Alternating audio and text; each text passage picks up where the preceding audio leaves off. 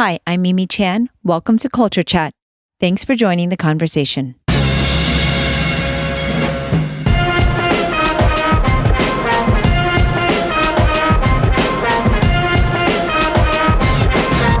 Cheng Caplan is the president and CEO of Cheng Caplan Company, Inc., an independent literary talent management and production company based in Los Angeles.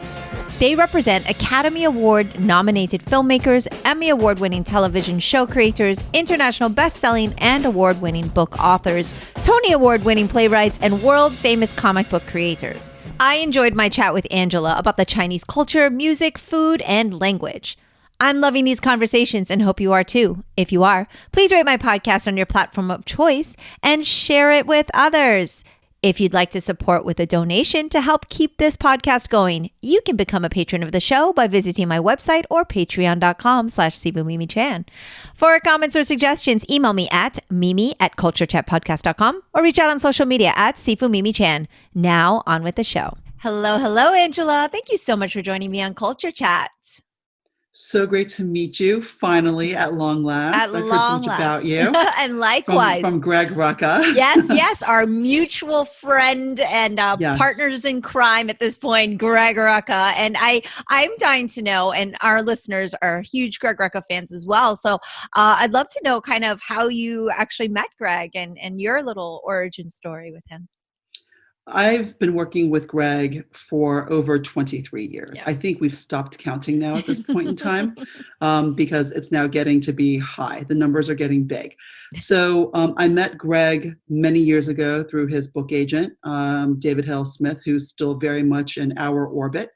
And we've been working together for over 20 plus years. And at that point in time, Greg was writing primarily novels, and he hadn't yet moved into writing comic books. And so we've been along for the entire journey with him. Yeah. Through his many ways of expressing himself through writing, and also executive producing. Yeah, I know it's been quite a journey, as of course many listeners are well aware. His career has taken so many different turns, and I always tell him it's amazing that he is able to excel in so many different outlets of writing, because it doesn't mean because you can write comics, you can write novels and vice versa, and screenplays. There's such different animals. And I just think he's so phenomenal in that regard. And this really interests me, actually, which of course, if our listeners don't know, you are a literary agent, correct?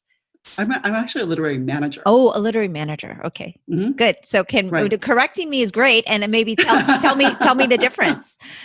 I was an agent for years, and I became a manager 16 years ago. I opened my own company, and for me, it was a way to really prioritize my clients' interests and needs first and foremost. That there would not be a conflict of interest between what I wanted for them and the greater demands of being more in a corporate environment, like an agency, where there are corporate needs that are placed ahead of clients' needs. Yeah. So even though as an agent, I worked in that capacity, there was that sometimes unspoken pressure of sort of the company's needs need to come first, the department's needs need to come first. And when I had the opportunity, which first revealed itself honestly as something scary, change-wise, I sort of embraced it, and I sort of jumped 2 feet first into opening my own management company 16 years ago. Yeah. And it's really fascinating to me, because one is obviously you've just told us, well, you've had this long relationship with Greg and you've worked with him for so long. And I'm imagining, and I didn't look everybody up, but I'm imagining a lot of your, the clients that you work with are kind of in the same box where you build these long lasting relationships. Well, I mean, that's certainly my desire, right? I mean, I look at all my clients, and Greg in particular, as a storyteller, which, that box that we're talking about also, I mean, when we talk about the bigger conversation of people's careers, and we talked about trajectory, we talk about runway, I have a tendency to gravitate to storytellers. And so storytellers aren't writing just movies or TV shows or novels or short stories or comics. I mean, they're able to tell stories, in whatever medium they choose to, which I think allows a lot of freedom in terms of how they can express themselves. Mm-hmm. And, I saw that you've worked with, like you said, bigger agencies, very corporate. Was it like very scary to go, you know what, I'm going to just venture off on my own? And I had my stint in LA, and sometimes the climate out there, not temperature, but the climate, you feel it's not always friendly and welcoming to Right. those that think, well, let me do this on my own, quote unquote. It's very much, you got to play by the rules. You got to go this route. It's very conventional. So, I mean, that seems like it would be kind of a scary transition and step and decision to make. Well, I'll tell you, my parents are entrepreneurs. And so I grew up in a very entrepreneurial environment. And what that meant to me was, they were a sounding board for me. And they basically broke down what it meant to open my own company, the hard costs, the real costs of opening my own company. It wasn't just going to be some sort of amorphous enterprise, right? I mean, they really were supportive of my doing this. And I'll tell you, I mean, I was pregnant with my first kid, and the agency that I worked with was in the process of being sold to another agency, which doesn't happen every day in our business. And I had a year and a half left on my contract, and they came to me and they said, we're going to buy you out. And I said, okay, fine. So I sort of took that opportunity, right? Instead of going to another agency, I sort of took the opportunity and I took the money from the buyout, and I opened my own company. And, no one said, well, this is how you should do it. I just sort of did it the best way that I could. And every day was a new adventure. And so, it's now 16 years into my, 16 years as of last month, actually, October. And it's been wonderful. It's been really, really wonderful. I mean, being able to place my clients first, and to sort of, really focus on sort of what they want to do and how we do it together as a team is, has been really a tremendous experience. Yeah. And I, being a small business owner myself and having kind of that experience of all the responsibility lies on you, right? Your success and your failure, it's you, right? So, and you eat what you kill. You eat what you kill. Absolutely. And I find that the process has changed over time for me as, decades go and whatnot, but also who I am as a person and how I've changed and what I've learned about myself. Like, what would you say you've really learned about yourself in these past 16 years through this experience? My God, that's such a huge question. Yes. Such a huge question. I really value my independence. And that I get to choose who I work with, and I get to honestly explore my interests, right? And it's really evident, honestly, in the list of clients that I represent and manage. I get to work in live action and animation. I get to work in film and TV and theater and video games. The publishing component is always 100% handled by my partners, who are my literary agent partners, my book agent partners, who are all over the world. And there's not a day that goes by where I'm not grateful. I mean, I literally make it a part of my daily routine to be grateful. Not to sound new age and Los Angeles about it, but but for me, really just sort of making time and making space to basically say, okay, this is incredible. I get to work with storytellers on a daily basis. I get to work with people, who use their imagination and who use their gift with words and images in order to do this on a daily basis. I never would have thought in a million years as a kid growing up right outside of Washington, D.C., that was even a possibility. There was no one in my family who worked in the business. I come from restaurant owners. My two siblings are also in the family business. Up until very recently, my sister was, and now she's gone off to do something else. but I was the only one allowed outside of the family business to pursue what I wanted to pursue. Yeah. Yeah. And I definitely want to get into kind of the roots in the family structure, because I can certainly relate a lot to you there. Yes. But I want Yes. to go back a little bit to your gratitude practice. And I wonder, Yeah. is it just kind of a check-in for you mentally? Do you actually do like gratitude journaling, or like what is kind of that process? Or is it just like an awareness thing? Like every day you see something and that just kind of is a reminder? Because where my husband and I, he's a personal trainer, and we do martial arts, and we're always telling people how to do their wellness. So by no means do you sound very LA. I think it's kind of a worldwide. I'm joking about that. I know, Yeah. I was teasing. I think it's kind of a worldwide thing now, where maybe people are actually taking that mental space and being aware that there are things you can do to improve upon oneself, right. and your mindset, right? And so gratitude is right. a huge one. My husband Oscar always tells his clients, I'm like, when you're ready to complain about something, think about something you're grateful for, because it's really hard to do both at the same time. And that is totally true. So I was very curious about what you consider to be your gratitude practice, or is it just kind of more organic? And well, I'll tell you, we have 3 kids, and 2 of my 3 kids are just sort of by personality, they're pretty grateful, right? They say thank you a lot. They're super mindful that when we get to do special things, they sort of make a note of it and they verbalize it. One of my kids, went through a period of time when she was really grumpy. Honestly, she was very cynical, very grumpy at a very young age. So we just sort of, as a family routine, started at dinner time talking about what we were grateful for, right? And the kids were really, really little at the time. And we wrote it down. And some of the things that they were grateful for were ridiculously funny. Now that we read it, and it's like, I'm glad that I can wiggle my body, like little things like that. But just making the kids, just sort of stop and realize that whatever they're unhappy about, like not enough time at the playground or whatever it was, right? Like, I'm sorry, but you can't have a second ice cream cone. And then there'd be real unhappiness about that. And we would have to say, look, you got to just stop, right? And let's just talk about the things that are actually fabulous and what's working, for you right now.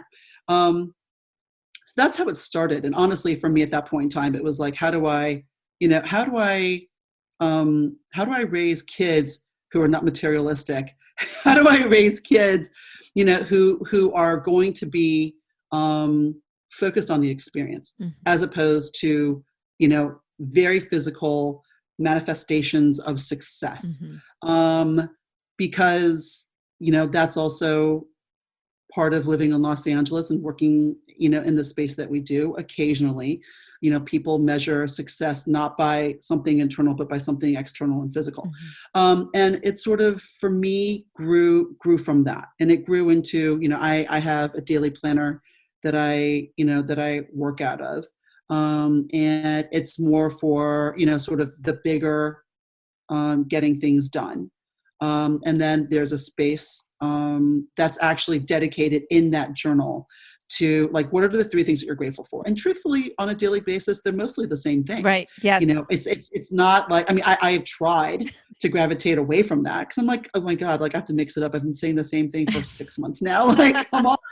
And occasionally something will happen in the world where I express gratitude for something else, outside of, this very, very insular space that we're actually physically in right now while we're in quarantine. Yeah, I love that. And as somebody who has in the past also done gratitude journaling, it does feel like very like, well, I'm just writing the same thing, so why do I need to do it? And it's just that, like anything else, the act of doing it is that reminder, even if it is the same thing. It's definitely not a bad thing at all. I love that image of you at the dinner table, because I'm like, well, it's like every day's Thanksgiving at your house. Well, no. Typically, you only say those things at Thanksgiving. All right, we're all going to talk about what we're grateful for, and so I love that. That's fun. But well, it's all the funny. pies at the feast, right? Oh my gosh. Yes, it's interesting because we're coming up on Thanksgiving in less than 2 weeks now, right? And Thanksgiving this year is going to be very different for everyone. Oh yeah. And and it's not like at this point in our kids' lives. Like there's a lot of like gratitude going around the table on a regular basis at dinner. Mm-hmm. You know, it's at this point in time where they are developmentally, Mm-hmm. it's really, you know, them teasing each other. And so all we can do is as parents be grateful that, you know, our kids are actually bonding. Yes. And they're talking to each other, and, you know, so small things like that. And truthfully, I mean, when we get together for Thanksgiving, you know, when we're not in the middle of a global pandemic, you know, it's wonderful to see, like, people have all year to think of something fabulous to say, at least in my husband's family, because we do Thanksgiving usually with them. Mm-hmm. And it's interesting that people still are at a loss for words. Yeah. Like they've had all year to think about this. And it's wonderful that people are like deer in headlights.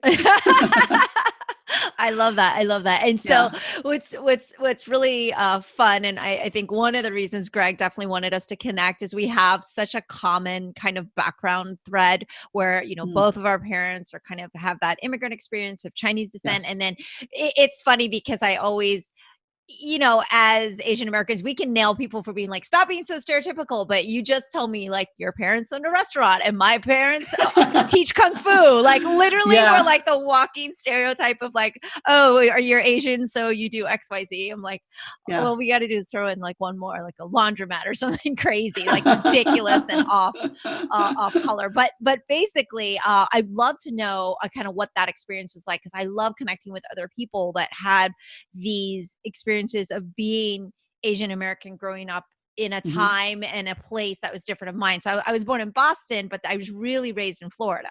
And that was a very not a very diverse community at the time. Where in Florida were you? Orlando. Okay. Yeah. And that's like, you know, when we built the Kung Fu school, it was dirt road. There was no highway. Wow. It was, you know, they were just paving. Like, it's just like one, you know, two little one-way roads.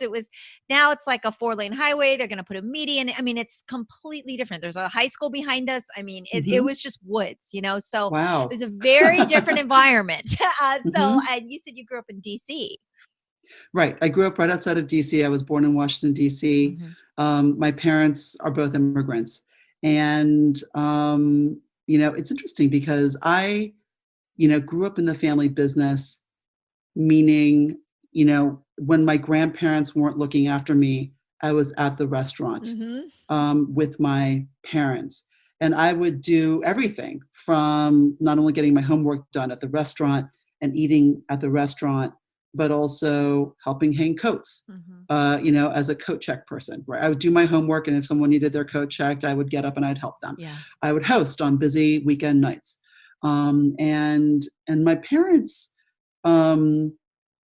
did incredibly well. I mean, they really, they succeeded, I think, beyond their wildest dreams also, you know, in terms of, you know, the great sort of American immigrant experience, you know, in terms of, I'm the first woman in my family to go to college, and my parents both came here when they were younger. And so for them to have this opportunity, my father talked about how great Washington, D.C. is and how great this country is. I mean, he still talks about it. Like, I mean, the opportunities that we have here are incredible. So, you know, there's always gratitude, certainly from my parents, and I hear about it all the time. But I'm also really mindful that this is a host country for them, right? They didn't grow up speaking the language, you know, and so, you know, there are certain things, and my parents are not political at all, right? Like, when you're running a successful restaurant, you know, you really are, you know, whatever the administration is, either Republican or Democrat that's in the White House, you know, if you're running a good restaurant, they're going to come eat at your restaurant. And so when I was a kid, I remember, you know, my father had opened the first Szechuan restaurant in this country. And, you know, Hamilton Jordan, Carter's chief of staff, was always at the restaurant. I would hear stories about that all the time. Yeah. My dad actually, I think, was the first restaurateur to cater a dinner at the White House. Wow. And so my dad, you know, I mean, he was like a young wonderkin entrepreneur, restaurant owner. He wasn't the chef, although he is an incredible cook himself, like home cook. Yeah. You know, it was a huge deal. And my dad would, you know, have these little spots on television for the local broadcast networks. It was interesting. It was really, really interesting. But, I never realized, that sort of the way we grew up was not the way everyone grew up. Mm-hmm. Like, we rarely honestly had food in the fridge and freezer, meaning we were always eating out, right? Oh. We were always eating out. And I remember going over to my friends' houses growing up, and the first thing I'd do, I'd look in their fridge and I would ask them, "You eat at home?" And they would say, "Yeah." and I'd say, "You mean you cook at home?" And they're like, "Yeah." Like, and they would say, "Why? Like, what, do you not do that?" And I'm like, "Never." Yeah. And so for someone's, like after sleepover, someone's mom would make like this delicious, hot, non-Chinese breakfast. This is so fabulous. Like, this is so different, right? And in the meantime, then, my parents would host at the restaurant all sorts of get-togethers, like for, end of the year soccer party for my soccer team, end of the year, sort of school event, or my parents would basically bring food to the school to sort of cater, right, for the end of the school year. And I remember kids would say things like, "You get to eat this all the time?" And I'm thinking to myself, well, because my parents would, they would bring more westernized Chinese food as opposed to the Shanghainese food we grew up eating or the Cantonese food we grew up eating. Then there would be egg rolls, for example. Right. And I would say, we never eat egg rolls. Yeah, egg rolls are not on the Chinese menu ever. we don't see this at home. Yeah. Like when we eat, we don't eat this, right? But for the school, yeah, like my dad will bring like all this food, and inclusive in this, are also egg rolls. Anyway, so there you have it. I love that. I love that we're already on food, because this is really, really exciting for me. I love it. I love it. Well, it is fascinating because it's funny. I have a Chinese Jamaican background. And so I've taken very much to my Jamaican food background, and grew up eating primarily Chinese food. And everyone's always like, "Wow, you must get really great Chinese food all the time," and blah, blah, blah. And they tell my husband, "Oh, Mimi must make you all this Chinese food." And I'm like, actually, it's one of my, if I'm going to rank things, it's like one of the things, I guess maybe I'm just like too much. I'm over it. Like I'm tired of. And so I cook that, like veggies, I'll always do Chinese style, because I never understood why people didn't like veggies growing up, because they were absolutely fabulous when you make it, with garlic, and Chinese style veggies are amazing. So I never had that issue. But I realized when I'd go to, like you said, a friend's house, and you're getting just like plain steamed broccoli, and there was like no flavor. I was like, oh yeah, this is terrible. But so yeah, I think the stark contrast when you kind of go outside of that zone of your culture, you realize food is one of the big ones, right? Because Chinese breakfast, for people that don't know, is pretty much like what you would eat for lunch. People are like, "This is breakfast," and it's always very hot, and it could be from like rice porridges to just heartier stuff. I mean, my mom would be like, "Oh, you're getting fried rice for breakfast." I mean, like that was, and it's not like fried rice in a restaurant. So there it is again, right? It's very different when you cook it at home than what you get in a restaurant. And for many reasons. One is you don't have the high temperature wok or whatever, but there's many reasons, So, but it was always funny because I was like, "Oh, people eat eggs for breakfast," and I always thought that was weird because I never really got eggs for breakfast. That's right. Yeah, we didn't. I mean, or you would do eggs with like soy sauce, or right? tomato. Or you do eggs with tomatoes and ketchup, right? Or you do it that way. Yeah. It was more of a meal. It was more of a meal. Yeah. It was more of a meal. And what I'll also share with you is this. Growing up, if my dad ever made any food at home, it would always be like enough for 20 people, right? And so I grew up in a family of 5. And so there would be so many leftovers in the fridge, like just because like my father, I mean, God forbid you wouldn't have enough food. Right. Oh no. Right. Well, oh my God. Well, it's an embarrassment. Portion size. It's an embarrassment if you don't have enough food, So. That's right. That's right. And so, I mean, my mom is a fine cook. I mean, and by the way, I can say this out loud because I give my mom a hard time about this all the time too, right? Growing up, my mom would make something. She would inevitably forget that it was on the stove and it would burn. Yeah. And she would pick up with a spatula all the burnt parts. And we're like, "Mom, we can't eat this. It's bitter and it's burnt." And she is like, she would say things like, "Well, she's like, you're not going to starve to death. I mean, you guys are all overweight anyway. You guys are doing fine, right? So like there was that, and then she would leave us $20 to get pizza. So that was what our, you know, and then we'd order pizza, right? So it was sort of this, you know, acknowledge this subtle, quiet, sort of nonverbal acknowledgement that yes, she did burn dinner. So here's money for pizza. You know, and this could be its own podcast, but I'm like, oh man, it's because even though my mom was born and raised in Jamaica, she's still of Chinese descent, and like there's still that there's still the Asian mom thing. Like people don't understand the Asian mom thing, and they're probably thinking like right now, going, did she just say that? Oh, you're too overweight anyway. I'm like, oh. The fat shaming's not a thing in Chinese culture. Like you will get called fat almost all the time. Like what you're, you know, but yet they want you to eat more. Like they want you to eat more. And if you're not, I mean, by the way, I mean, there's also no such thing as like, you look great. Oh, there's no, great. No. I've never heard great. Yeah. I've never heard that either. No, it's either you're too skinny or you're too fat. Yeah. And there's nothing in between. So I don't want anyone to think that there's like body dysmorphia going on here or anything like that. It's just the way it is. Exactly. And I think it's actually less about physical appearance and just more like they want something to say and they want to make sure that you know that you need to work on something, right? Like it's just sometimes you just feel like they feel like, well, we'll go do this then, or that's really funny. Yeah. Oh yeah, no, I mean, I want to say, I mean, I grew up speaking Mandarin at home primarily. I mean, I grew up speaking first Shanghainese because my grandparents took care of me and they're from Shanghai. Yeah. And then we had to switch, you know, probably when we were 4 years old to speaking primarily in Mandarin because my dad doesn't speak Shanghainese. But, you know, I grew up watching all of these Shaw Brothers movies and, you know, and like all like the height of like the fabulosity of like Hong Kong cinema. Like, you know, that's honestly, that's what, you know, if my parents had any free time, that's where we were. We went to, there was a Chinese movie theater in L'Enfant Plaza at the time in Washington, DC. Yeah. And, you know, if they had a free night, or even if it was like a school night, like we were there, right? And we would watch like a triple feature. Nice. Didn't matter what it was. I had no idea what we were watching. I never asked, right? I didn't even ask, like, what are we watching? Yeah. It was like, okay, we're going to the movie theaters tonight. And then, you know, the Shaw Brothers logo would come up with a fabulous music. Yep.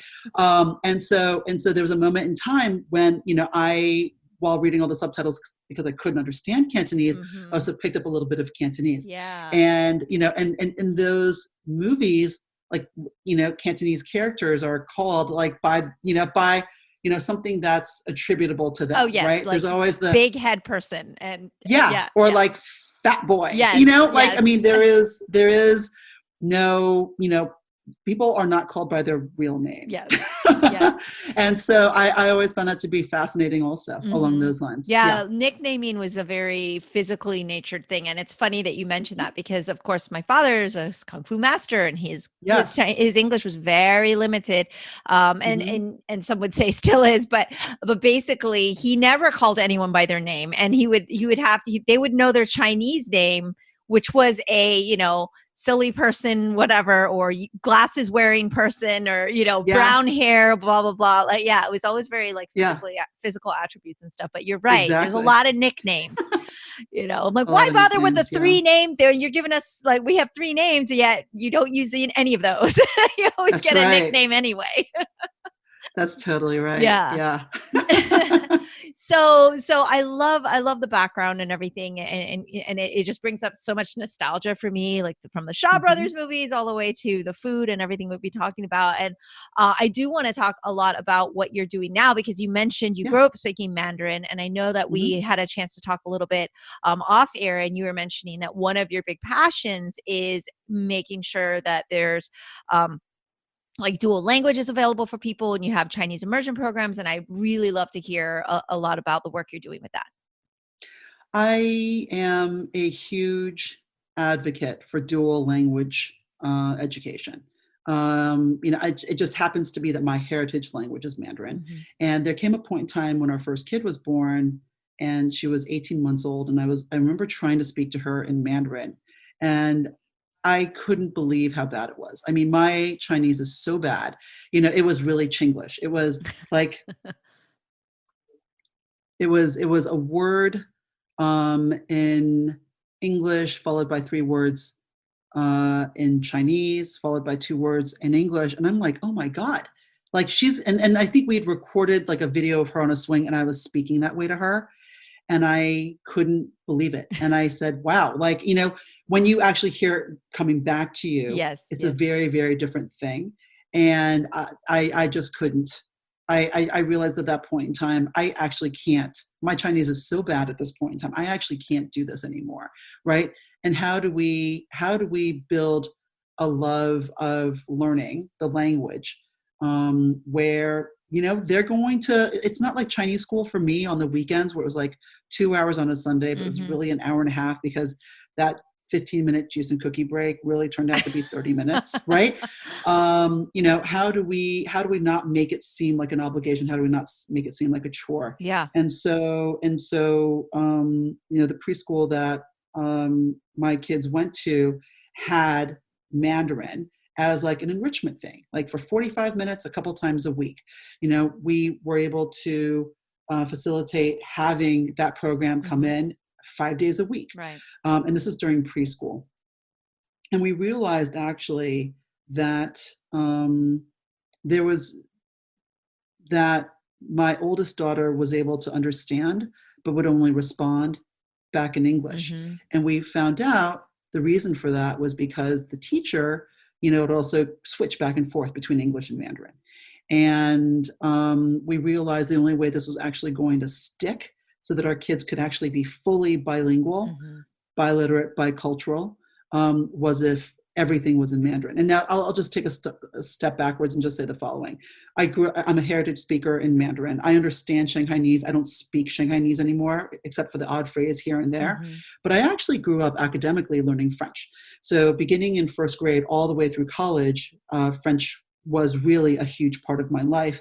Since graduating from college, I no longer use French. So I can understand, and I'm watching a bunch of Netflix shows, I can understand, but I still rely on the subtitles, right? And so what we did was we, found ourselves in this incredible situation where we were one of 7 families who asked the then LAUSD superintendent, Ray Cortinez, to start a Mandarin immersion program. There was a program in Venice. It was an LAUSD public school, and the principal is from Taiwan. And they were at that point in time doing a foreign language experience program. And we said, okay, so if we can recruit enough kids, can we start a Mandarin immersion program there? And so, it was like a rush of activity from a handful of families who were all wanting to do the same thing, all wanting the same things, for their kids. And that's how we got started. So at this point in time, the Mandarin immersion program in the Venice community schools has been in existence for 11 years now. Wow. It's in its 11th year. And it's gone through middle school and also through high school now. So my kids are no longer in that pipeline, but they are studying Mandarin independently through tutors and also through UCLA Extension. And so they are really, really committed to it, and they love it. And they are grateful. They are grateful that they have this ability to really code switch. And when they can't think of a word in English, they'll switch to Mandarin. And they realize how much bigger the world is because they speak a second language. Yeah, absolutely. Yeah. I'm a huge advocate as well, especially growing up speaking Chinglish like yourself. Yeah. But part of that is also my mom doesn't speak Chinese because she's Jamaican. So I can speak patois, but I don't count that as a language. Yeah. Because most of the family I know is from her side. So my dad Awesome. now from the martial arts side, we speak Cantonese and everything, but I mean, by no means would I consider myself to be like fluent. It was very much like every other word. If we're talking food, we're usually good, but anything outside of the food realm, it gets tricky. But so not having that growing up and being in a place where a lot of kids were are now bilingual, but mostly it's Spanish, right? Because I'm in Florida, so that's a huge. Mm-hmm. And my Yes. husband, of course, is fluent in Spanish, so that was his first language. And so Mm-hmm. seeing like what a benefit, not even just from a career standpoint, but I think intellectually it changes your brain if you're able It to have does. more than one language. And I've had a wonderful speech therapist on the show before. We talked about how the earlier you are when you have that and how many languages you can hold in your Yes. brain, and it does, like you said, the world is so much bigger and so much more open, and let Mm-hmm. alone the benefits that will come with that and the Mm-hmm. opportunities that will come your way. But I just Right. think it's also, especially for kids that want to have more of a connection, that are now Mm-hmm. further and further removed from the culture, of that their background is. I think it's just this amazing connectivity. But the language thing is, it's huge, and trying to learn at an older age is kind of a long way of getting to this point, is completely horrific. So Well, learning at it's a younger interesting age is because, yeah, better. that's right. That's right. Well, it's interesting. I mean, there's a really great book called The Bilingual Edge, Hmm. which is a fabulous resource. And I read this book when my oldest one was in preschool. And I mean, if you are, there's something about going through puberty that changes the brain chemistry, Hmm. honestly. And if there's a way to try to get precision in terms of language learning by the age of 8, Yeah. then it's sort of locked in. I mean, you can also see, right? I mean, so Yeah. when people come to this country, if they come at a certain age, like at 5, they speak like native speakers. Hmm. If they come at the age of 11 or 12, occasionally they will also still carry an accent. Hmm. And so, what's interesting is that, my kids are also all learning Hebrew. We're Jewish. Hmm. And, so for them, it's been interesting the way they're learning Hebrew versus the way they're learning Mandarin.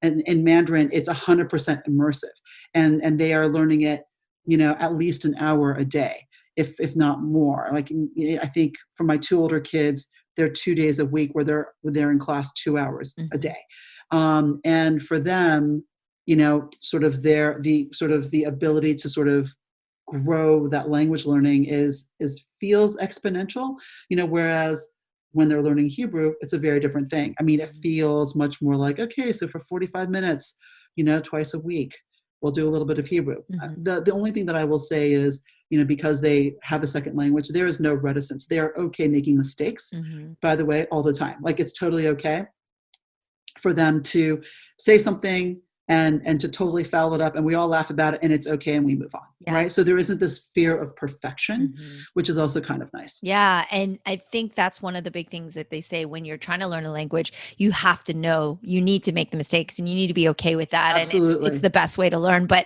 as someone who wants to speak it so badly, and you're always a little inhibited, and it That's also, right. I think, would teach you so much about yourself and having self-confidence. And there's so many lessons, so many layers there, so many layers. So many So many layers. So layers. So many I love layers, that. for I love sure. that. Yeah. Yeah. And so I think that's fantastic that you kind of kickstarted that, and that you're such an advocate. So basically, you know, and I hear this a lot through parents where they're like, well, these are the things that I felt I wanted or could have focused more on. And then you're making sure that that opportunity is there, and then they kind of take it and run with it. Mhm. So kind of going back to the career path of Mhm. what you wanted to do, you said, you're really one of the only ones that kind of veered away from that family business. Was there a lot of pressure to do the family business? Was that kind of an expectation for a lot of the kids, or did some just naturally gravitate? And did you kind of, how did you know you wanted to do what you're doing now? I to answer your first question, Hmm. there wasn't a lot of pressure for me to stay in the family Hmm. business. I'm the oldest of 3, and as long as other people were staying behind, I could do what I wanted to do. So I'm enormously grateful, truthfully, for and my parents were supportive. My parents were like, study what you want to study, do what you want to do. I mean, of course, and I'll get to this point in a moment Okay. later. Like, when I finally came out to Los Angeles, and my parents were like, how much money are you making as an assistant? Oh my God. And they're like, are you sure you don't want to try to go back to law school? Like, are you sure? Are you sure you don't want to be a doctor? And I went to Brown. So, at Brown, you don't need, there are really no requirements. You really could chart your own independent course of study, just driven by your interests. And I had to say to my mom at one point in time, I think I was in my mid-20s at this point, and I'd already become an agent. And I said to my mom, in order for me to go back to medical school, you have to understand, I have to do 4 more years of undergraduate. I didn't take a single math or science class, really. I was at Brown. You need a lot of I'm science. so sorry to say, right? Like, I'm really sorry to say. And, I don't think I'd be a good doctor. But, my interest actually in entertainment in general, I think started early on with my interest in music. By the time I was a senior in high school, we had this spring program at my school where you could take 2 weeks off and you could, intern anywhere you wanted to, right?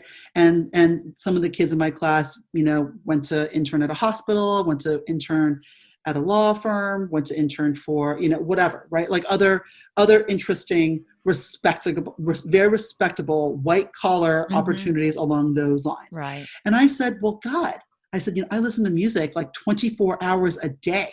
And I'm going to just call this radio station that I listen to all the time and ask them if they want an intern. Okay. And they said, sure. Oh. And they had me come in. And, I drove an hour each way to work at my favorite radio station.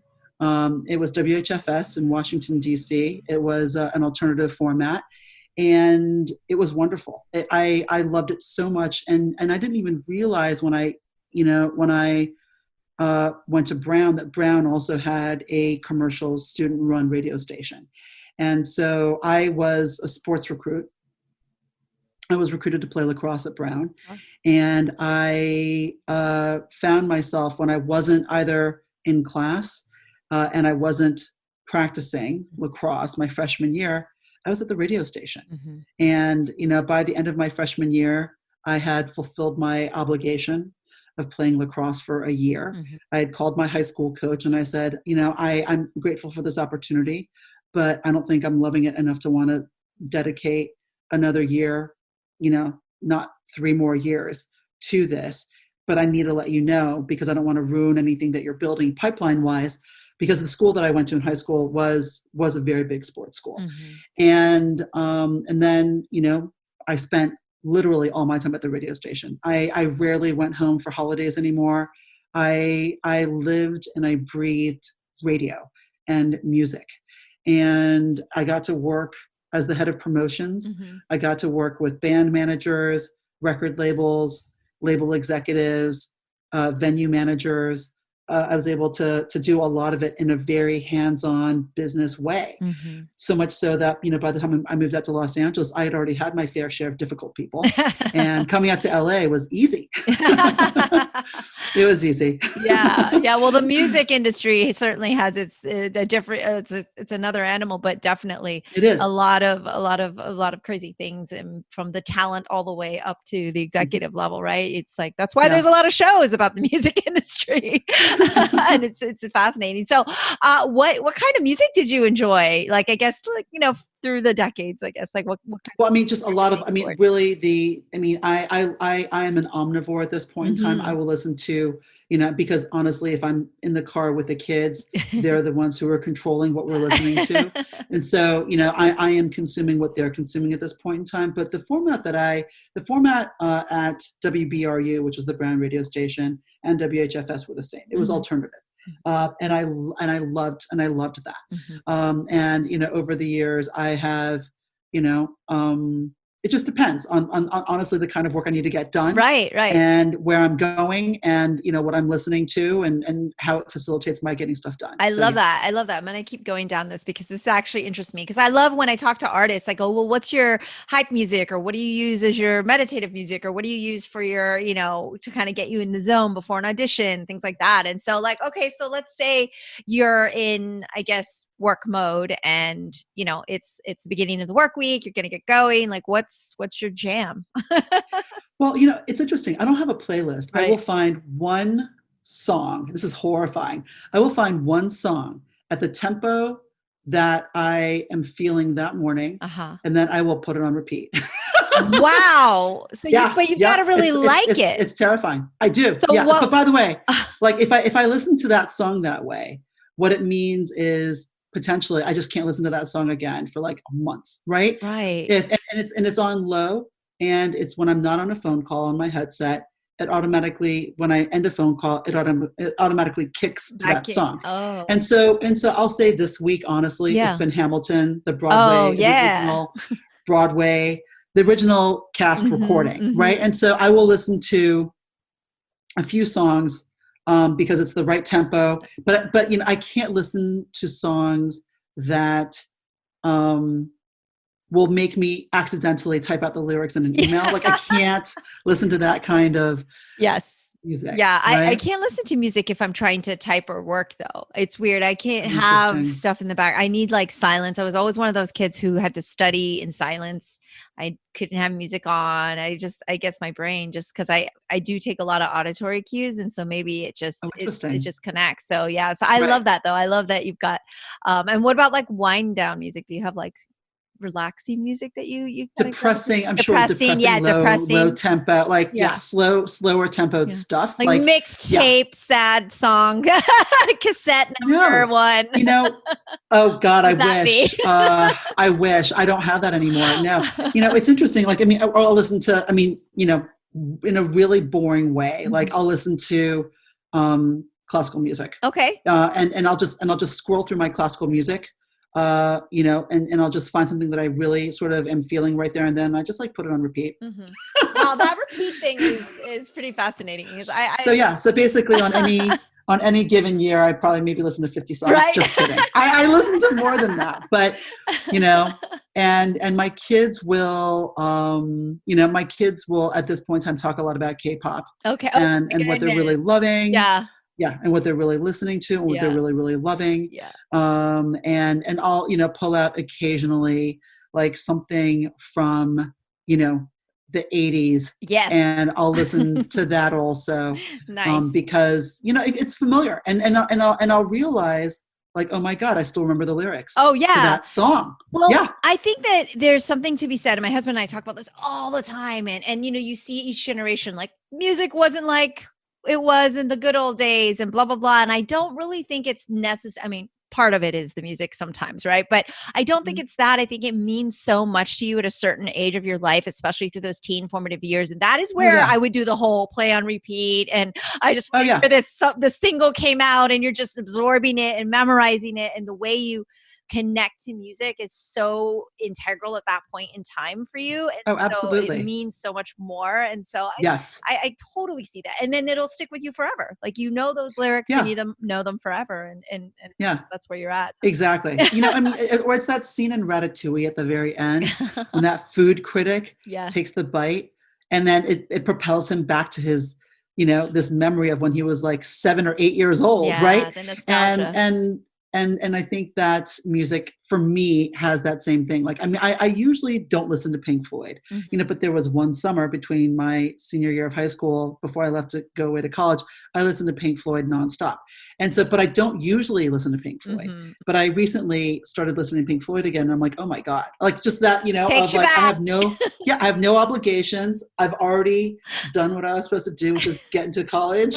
And I have a couple of weeks before I leave. Like, this is great. I get to listen to this nonstop. Now you can listen to We Don't Need No Education. Yeah, because you've already got it. So there's fear of you being brainwashed.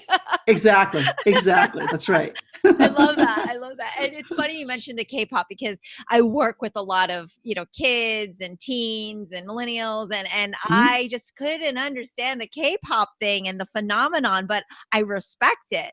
I just think it's absolutely amazing. And I recently, so Oscar and I it's like the last thing that would probably be on either of our playlists. And all of our kids know this. When I say kids, I mean my students, because they're like my kids. And I went up proudly to them and was like, new favorite band, BTS, because they were like all about the Black Lives Matter movement. They were really generous and they are like hijacking hater right-wing hashtags and their fandom and popularity for good. And I was like, new favorite band. I don't care if I like their music or not. Yep. I was like, I love those guys.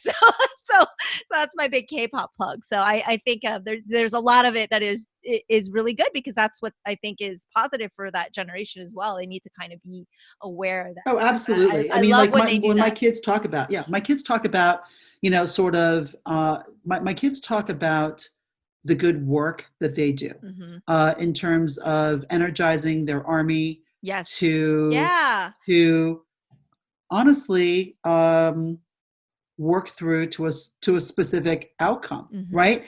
And listen, I'm an amateur when it comes to this. If you would ask my kids, they could actually talk to you about this. Pretending we know what's up. No, I don't know. I don't know. And my kids know, and they talk about. They talk about. It's not sort of in the same sentence as social justice, but there's a certain outcome that fans of the music can create in terms of, combined effort, coalesced effort. Yeah. I think it's beautiful. So that's my big K-pop plug. I'm like, oh, new favorite band. I was like, I don't know. I can't name one of their songs, but those guys are awesome. I just always find it so wonderful when there are people that use their platforms for things other than their popularity and their, and promotion of just themselves. I think that's like really, really commendable. And especially for young artists, right? Like, cause there's not really there should be an expectation for all of us to live up to some sort of standard, but it's even more surprising. But our standards have been lowered in the last 4 years.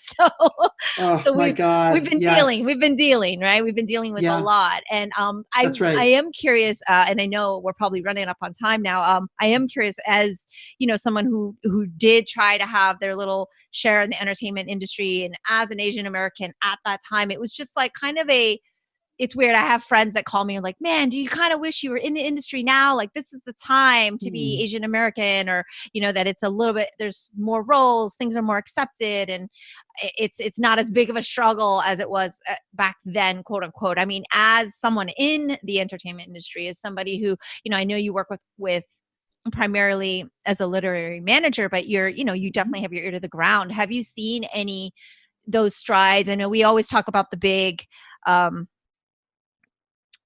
Crazy Rich Asians phenomenon and all of that. But I mean, do you really see that there has been kind of an opening for Asian Americans in entertainment? I think the answer is yes, absolutely. There's certainly more of an awareness, that, there need to be other people in front of the camera and behind the camera and in the writer's room in terms of, different experiences, different lived experiences, and different backgrounds. I think there has been more of an effort to do that. Absolutely. Great. Yeah. And it being, again, someone in entertainment, I'm sure, and as a literary manager, I'm guessing you enjoy reading, you enjoy entertainment. Like what are some of the things that you're loving right now? Well, it's interesting. I have a tendency, if I'm going to bed at night, before I go to bed, I don't read something for work. I read something I actually can't sell. I will read things in Latin translation. I will read cookbooks. I will read things that I know, it's just so like my brain gets to wind down and gets to cool down a little bit. Right. And I'm not going to sell Cicero's, The Good Life. It's just not going to happen. Right. And I get to sort of touch on, sort of my nerdy side, which was, I loved learning Latin growing up. Oh my goodness. I speak Latin as well. I loved the precision of a dead language that is just immovable. I do like that. And you're not dealing with, the latest slang, like the slang that you just used, that was 10 years ago. That's the wrong slang. Yeah. Well, with Latin, we don't have to deal with that. Yeah. So I will read things, honestly, that have nothing to do with my work before I go to bed. Wow. Yeah. Wow. Okay. Well, that definitely sounds like it would be putting me to sleep. But so like, I would be like, wow, it sounds very cerebral. No, it's actually not. I mean, there is this incredible, I'm very interested in the history of food. Right. Ooh. And there is this incredible cookbook that I bought, and it's like the history of food in 100 recipes is I think what it's called. Nice. And, and it's not precise measurements in any way, shape, or form, but it sort of marries history and food and travel, like not travel as we know it today, but like you'll have somebody, basically in ancient Rome say, if you want really good swordfish, this is where you go, right? Yeah. And it's like, wow, that's kind of cool. That's really, really interesting. We had gone to Sicily a number of years ago for my sister's wedding. And, I wish I had done more research before I went to Sicily, because there's so much there in terms of, history, food, geography, all of it. Sicily being also the center of all these myths. I wish I'd done more. And when I do go back, it'll be a different experience. Having done all of this interesting reading. Yeah, no, I can completely relate to that. My husband and I, when we had our honeymoon, we did the Europe thing. And at that time, Where'd you go? We started off in Switzerland because I actually have a Kung Fu school there. And so we just kind of did. You do? Yeah. So we did like a little bit of a awesome. stop and kind of visited with what we consider family, Kung Fu family there. Yeah. And then kind of got our kickstart. And then we primarily did mostly Italy, right? So we did a lot of Italy. And then we ended in Spain because my cousin was stationed there. And, oh, wow. And they're all like, we're going to be in Madrid. People come visit us. And I'm like, do not tell Oscar and I to come visit you because we are the people that show up. Like we will take off and go. Like, if you invite us out, like we're going. As soon as my friends like retired and moved to Hawaii, they're like, you guys got to come out. We're like, okay, so we'll be there in March, we'll go. So by the way, I'm that person also, just so you know, like a friend of mine had a show at the Edinburgh Fringe Festival. Ooh. And he offhandedly said to me, hey, like you should come. and I was like, really? He's like, yeah, you should tell. I mean, I really don't think he thought in a million years I was going to show up, right? Like our kids are all friends. Like I'm friends. Yeah. Like my husband and I, David and I are friends with him and his wife, and I showed up. Yeah. Yeah. Oh, yeah. Yeah, this is why Greg wanted us to talk. There's so many levels we can talk about. In all seriousness, not that Orlando, Florida is on the list of anything, but please come and visit. And you I'm are going totally to come visit you, to Mimi. show up. Absolutely. I would love that. I will. This is like, I'm really big on like, I'm horrible at so many things, but like I am like a serious foodie and I am actually quite a good chef. Right. And so nice. Kind of back into what I was saying was that I didn't really research about stuff when I was there the first time. Right. Like I had been there before. So, the basic touristy historical stuff, but food wise, like now when I go anywhere, my research is food based.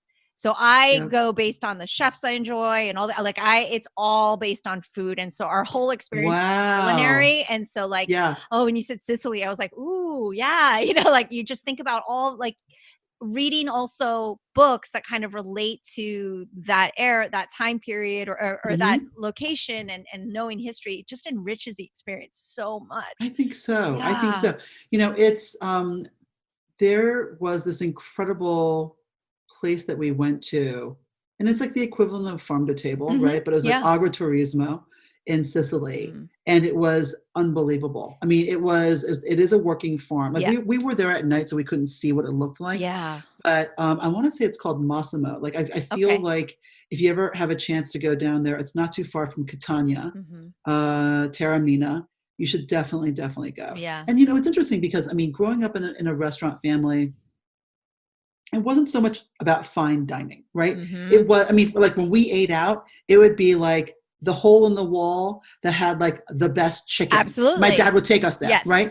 And so for me, like I'm always interested in finding out, where do the chefs eat after work? Yes. Like where do they go? Like, like they're not going to go to French Laundry. They're not going to go to those places, but they have their favorite places to go. Like really good noodles, like really, really good sandwiches, like really good X, Y, or Z, exactly. Right? So that's what I'm always searching out. Or like if there's like a restaurant that has a specialty dish. Yes. Like when we were in Rome, like wild nettle risotto. And I'm like, that sounds amazing. That sounds really good. I have no idea what it's going to taste like, but my God, that sounds great. Yes. No, I'm with you. Like we do the same thing. We're like, okay, one fancy schmancy. We just pick one and then the rest is like food tour of XYZ. But farm to table in Europe is so different than farm to table in the States. Like people need to understand, like literally you're usually like on the farm. Like you can, that's right. It's like farm to table is so different. And the quality of food is so different because of the regulations on food and things like that are just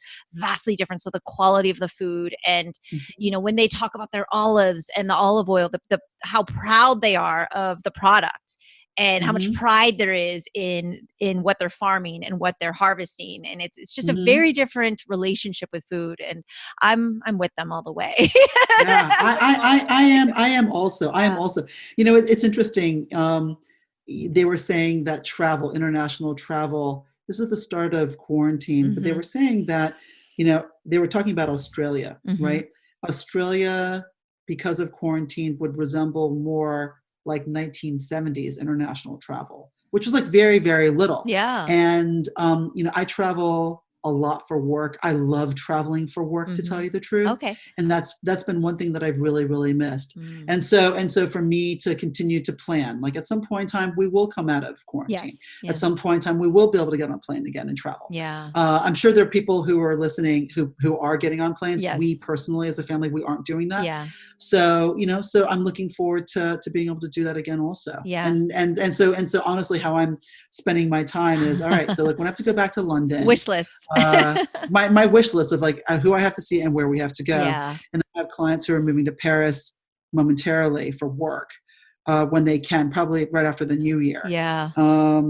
It's like, all right, we'll have to go visit them. Yes. In Paris. You're just going to have to. I mean, you're going to have to. If you have to do it for work, you have to do it, and I will wrap up with, speaking of work, because Greg knows that I am like the number one Lazarus champion and fan and whatnot. And I know that that's something that you're kind of attached to as well, or that you kind of have an affinity for, and knowing Greg, and this is what I call his baby, right? Like this is his one. What are your thoughts on Lazarus? And I love Lazarus. Yeah. I mean, it's the story of Lazarus when it was first announced that it was going to be published. Literally the day that it was announced, I was actually sitting in a studio executive's office, and I just mentioned it offhandedly. And the person turned around in his chair, looked it up online right there and then, and basically said, I think we're ready to make an offer. And I said, we're not ready to sell this yet. Right. So, it's one of those things where Greg said, I need to know how the rest of the story is going to be told before I'm ready to sell it. And so we, usually it depends on how much story there is, whether or not we can sort of back into it also with a synopsis at the end, so that we know where it's headed. In this instance, Greg said, I want to take my time. I want to write this. I want the ending of the story to come to me organically. And, 20 plus issues in, I think, Greg said to me, he called me on a Monday and he said, I know how this ends. I said, you do? And he said, yeah, I do. I said, okay, great. Can you send me a synopsis? Like I want, just write up something for me that, shows the trajectory of the storylines and where this all culminates. And he did. And literally, I want to say we took it out on a Wednesday. We had offers on Thursday and we sold it by Sunday. It's something that I know is incredibly important to Greg. And it's something, that feels, honestly, if you look at, sort of the grounded nature of the storytelling and of the families, that control the world, and the world is divided by no longer, by traditional geopolitical boundaries, but by instead, sort of what families control. We're not that far off. Yeah. I always tell him, I'm like, thanks a lot for always predicting the future in your crazy dystopian stories, because I'm like, it starts off with post hoc virus, and it like wipes out, only one person has the vaccine and all this crazy. I'm like, oh my God. Yeah. So I feel you. But it's something we're super excited about. And fans are always asking, TV show, what's happening here and there. And I know that Greg updates me all the time, but I know that you're very invested into that as well, in terms of being along the journey with Greg. But I had to talk about Lazarus. It's like, in that way I can put it in the show notes. Like, oh, Lazarus, everybody, my goal is to have everyone read it, because I want to talk to everyone about it all the time. Absolutely. Lazarus is spectacular. Yeah. It's really, really wonderful. And I'm so glad that you're a fan of Lazarus. Well, I mean, he probably didn't tell you this, but basically because of Lazarus is why we have this podcast.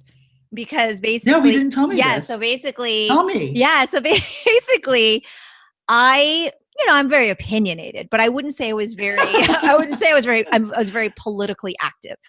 And after I started to read Lazarus, Greg literally just ignited and was the catalyst for my political activism.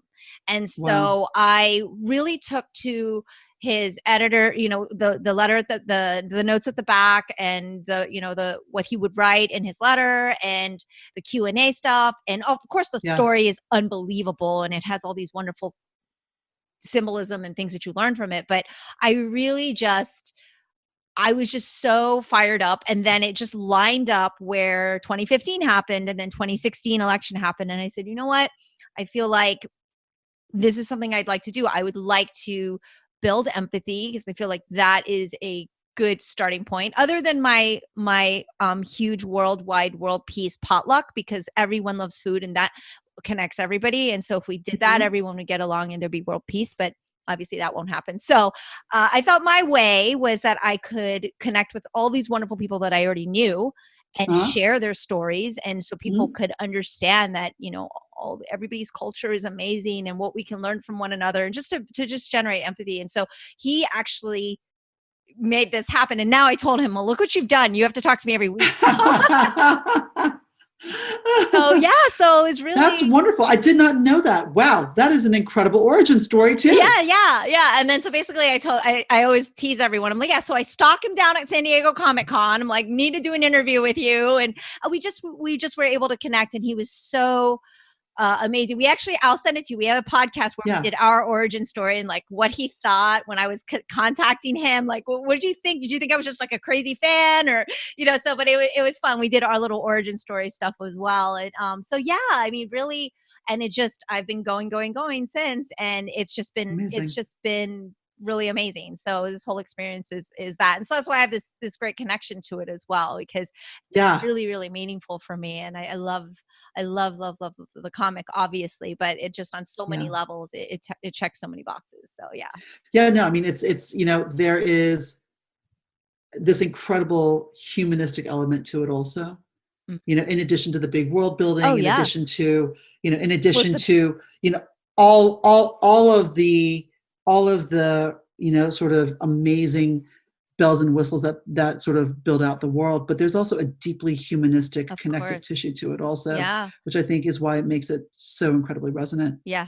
Absolutely. So, all right. On that note, hopefully you'll come back and talk to me. If not, off air, on air, I'll take it. I was like, of course. I texted Greg. I'm like, Greg, thank you so much for the connection. Already love Angela. So this is going to be an amazing podcast. And it was such a joy getting to know you. And thank you for sharing your stories and for just being so open and sharing with our listeners. We appreciate it. Thank you so much for having me. I really appreciate your time too. Thank you. That's all for today's episode.